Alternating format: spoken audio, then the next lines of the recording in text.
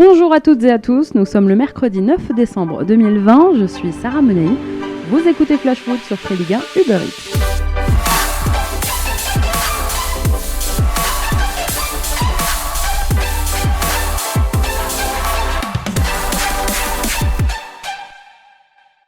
Ils ont quitté la pelouse du Parc des Princes comme des hommes, l'horloge stoppée à 22 minutes et 23 secondes.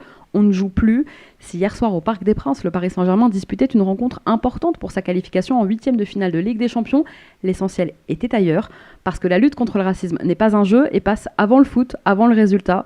Ce qu'ont fait hier soir Achille Webo, Dembaba, Presnel Kimpembe, Kylian Mbappé et les autres est grand et fera date. Dans l'intimité du huis clos, pour une fois qu'il a un avantage, est ressorti encore plus follement le silence assourdissant de l'UEFA. À cause de ça et de la pression de l'instance pour reprendre la rencontre, on a vu que c'était par eux, joueurs, que la lutte se ferait, pas par en haut, mais directement par le terrain, qu'ils ne pouvaient compter sur personne d'autre. Ils ont ce pouvoir de faire changer les choses. Oui, messieurs, ce pouvoir est entre vos mains. Vous n'êtes pas que des joueurs de foot, vous êtes des hommes avant tout. On se souviendra du 8 décembre 2020 comme du jour où, ensemble, 22 hommes courageux se sont soulevés contre le racisme dans un stade de foot. Vous avez été les premiers. Espérons que vous ne soyez pas les derniers et que votre acte de résistance fera jurisprudence. Hier soir, au Parc des Princes, en tout cas, vous avez fait l'histoire. Merci et bravo, messieurs. Pour en parler, justement, chaque mercredi, vous le savez maintenant, un invité est avec nous dans Flash Foot.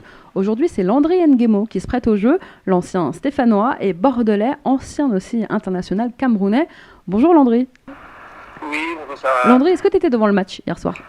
Non, je n'étais pas devant le match, mais bien évidemment, comme tout le monde, j'ai rapidement switché sur la chaîne. Alors du coup, comment est-ce que tu as vécu les événements d'hier soir au Parc des Princes ? Oui, c'est vrai que c'est dommage de pouvoir encore s'exprimer de la sorte aujourd'hui, surtout lors d'un match officiel. Tu le connais en plus, ça a été ton coéquipier en équipe nationale, Achille Webo, avec le Cameroun. Oui, effectivement, on a joué pendant quelques années ensemble, le Cameroun. Alors ce qui m'a marqué, moi, hier soir, Landry, c'est que d'habitude, les joueurs calment leur coéquipier lorsqu'il enrage contre des propos racistes. Il est souvent le seul à vouloir quitter le terrain. Et bien hier soir, à l'unisson, 22 joueurs ont décidé de partir. Oui, je pense que c'est le contexte, parce que comme vous l'avez vu, comme moi aussi, justement, le quatrième arbitre qui s'adresse à lui avec ce terme ce mot qui veut dire presque abject. Mais lui, le problème, c'est qu'il se plaint. Le quatrième arbitre parle à l'arbitre principal. L'arbitre principal vient, au lieu de comprendre que la situation est quand même grave, il se permet de lui mettre un rouge. Écoutez, moi, devant ma télé, je me suis dit, mais ça n'a pas de sens quand même. Ça n'a pas de sens. Donc, et forcément, tous les jours au stade, ils l'ont compris aussi, ça n'a pas de sens. Le mec se plaint, il vient de lui adresser des mots pas corrects, et ils sont un rouge. Voilà, donc je pense forcément que les Parisiens, tels comme Dembaba, ils se sont rendus compte rapidement que c'était une situation absurde et il n'était pas du tout possible de pouvoir continuer le match. Et ils ont très bien réagi d'ailleurs, même si c'est une première. Est-ce que la sortie de ces 22 acteurs, est-ce que la sortie de tous les joueurs est un pas pour toi dans la bonne direction ? Oui, c'est un signe justement, c'est un signe de renaissance du football, surtout à l'UEFA et forcément aussi à la FIFA. C'est de faire comprendre à tout le monde qu'il est possible de mener un pas vers cette lutte en arrêtant tout simplement des matchs lorsqu'il y a des propos racistes. Landry, tu as joué en France, en Ligue 1, tu as joué en Turquie, à Kayserispor notamment, tu as joué en Norvège, en Écosse. Est-ce que tu as déjà été victime de racisme sur un terrain ? Sur un terrain, je ne dirais pas. Bon, après, j'ai déjà joué en France, on sait très bien qu'il y a des endroits en France où lorsque vous allez, vous entendez des cris. C'est clair que ça n'était pas adressé particulièrement parce qu'on était en ensemble de joueurs et on s'adresse à nous sous ces termes-là. Forcément, moi je l'ai pris sous le coup de, On va parler un petit peu de ta relation, toi, à l'époque, avec les arbitres. Quels souvenirs est-ce que tu en gardes, notamment en Ligue 1, lors de ton passage à Nancy, à Saint-Etienne ou aux Girondins ? Est-ce que tu avais de bons rapports avec eux ? Non, dans l'ensemble, ça se passait plutôt bien. Dans l'ensemble, j'ai jamais eu de situation particulière avec des arbitres. Je sais pas, je suis pas sûr qu'il y ait des arbitres en Ligue 1 qui se comportent de la sorte. Est-ce que ce serait pas bien qu'ils portent, tu sais, comme au rugby, des micros sur eux ? Ce serait bien, justement, pour pouvoir analyser les propos qu'ils tiennent aux joueurs. Oui, effectivement, c'est vrai que l'arbitre représente l'autorité sur le terrain, mais il y en a pas mal il y en a certains qui abusent un peu de leur pouvoir. L'arbitre peut se tromper aussi, justement. Donc, il fait preuve, il a l'autorité sur le terrain, mais il doit comprendre qu'il aurait 8 ans humain, il peut se tromper et les autres peuvent le reprendre aussi. c'est à lui justement de pouvoir créer le dialogue, étant un dialogue amical. Je le disais tout à l'heure, Landry, les instances ont brillé par leur absence hier soir. Ce serait quoi une bonne réaction de l'UEFA pour toi? Est-ce que tu aurais des propositions? Je pense que l'UEFA, le silence dit conscience de travail. C'est pas possible pour eux de prendre des décisions sur le coup comme ça, je sais pas, moi je vois pas ce qu'ils auraient pu prendre comme décision sur le coup. Par contre, ils ont peut-être pris la peine de regarder des textes, s'il y a quelque chose d'articulé d'indemnité sur les textes, pour pouvoir prendre une décision. Comme vous l'avez dit, peut-être une jurisprudence, créer une jurisprudence, je sais pas. Mais j'espère que le manque de silence c'était parce qu'ils étaient en séance de travail, j'espère.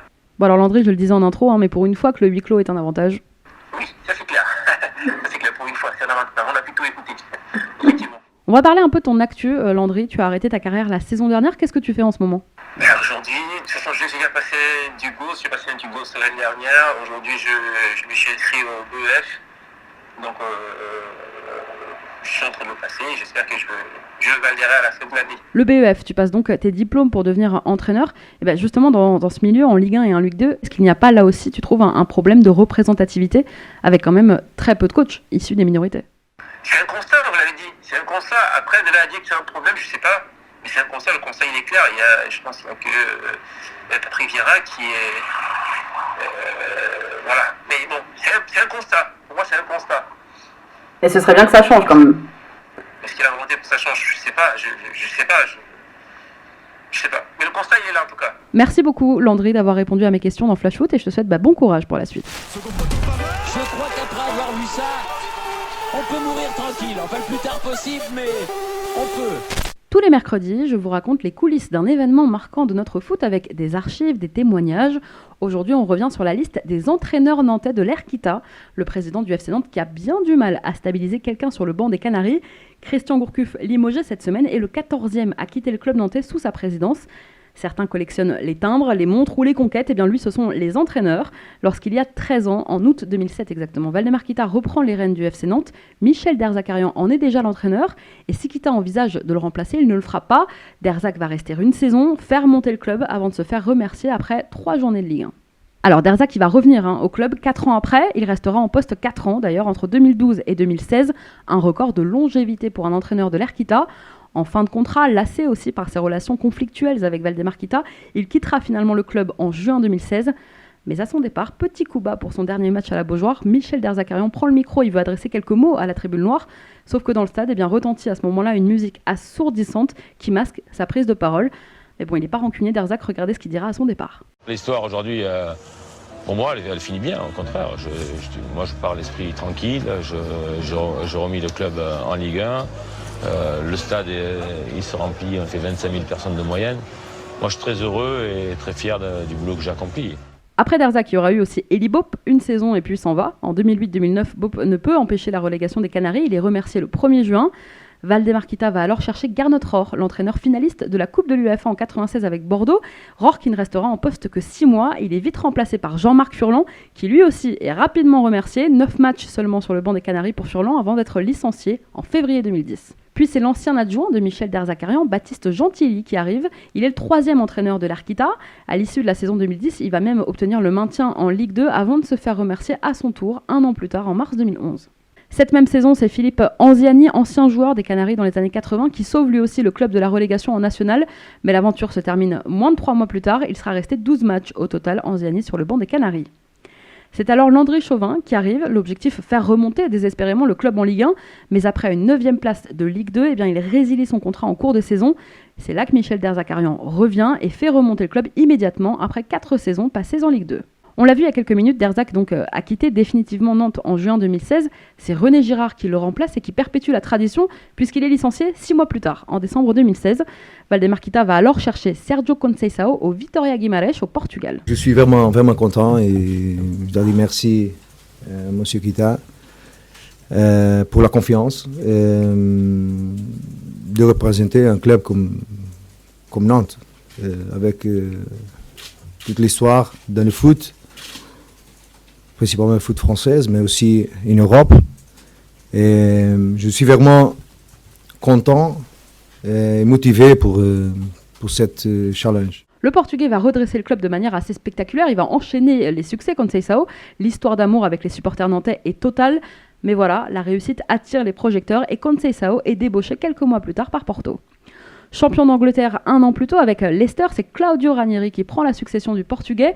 Longtemps 5e, le FC Nantes va finalement terminer à une décevante 9e place et l'Italien met fin à son contrat en mai 2018. Après avoir réussi son pari Conceição, Kita va tenter un autre pari avec un Portugais, toujours Miguel Cardoso.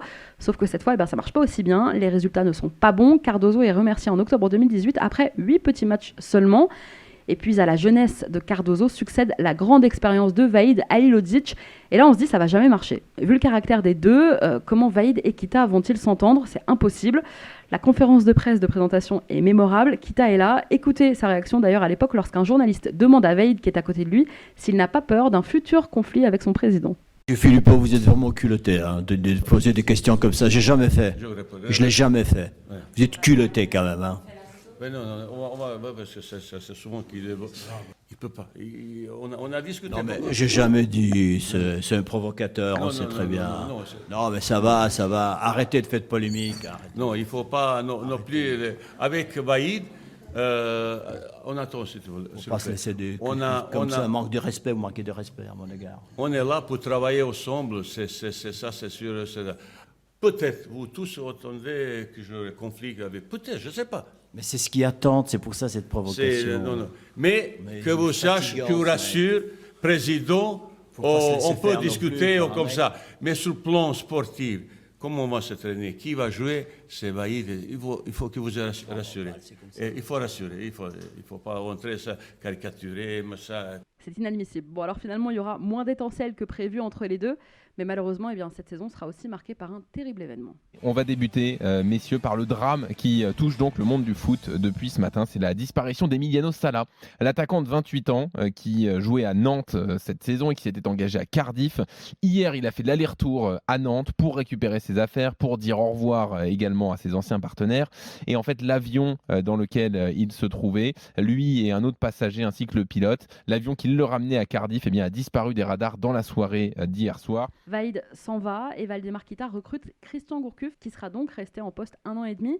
Le président nantais aurait voulu attirer Patrick Vieira ou Laurent Blanc, mais après avoir essuyé quelques refus, aujourd'hui c'est Patrick Collot qui le remplace.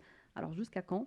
On termine avec ces doux mots de Valdemar Kita. Il y a des choses que vous ne comprenez pas et je suis prêt à faire, si vous voulez un jour, vraiment une réunion, qu'on puisse vous expliquer certaines choses que vous ne comprenez pas ce qui existe dans un club. N'oubliez pas que moi, rarement je suis ici. Je ne travaille pas avec eux. C'est eux qui travaillent pour moi. Bon, ça c'était il y a 2 ans. Depuis, il n'y a pas eu de réunion entre M. Kita et les journalistes pour expliquer comment le président travaillait avec ses entraîneurs. Merci à tous d'avoir été avec nous. C'était Sarah Menei. Vous écoutiez Flash Foot. On se retrouve demain.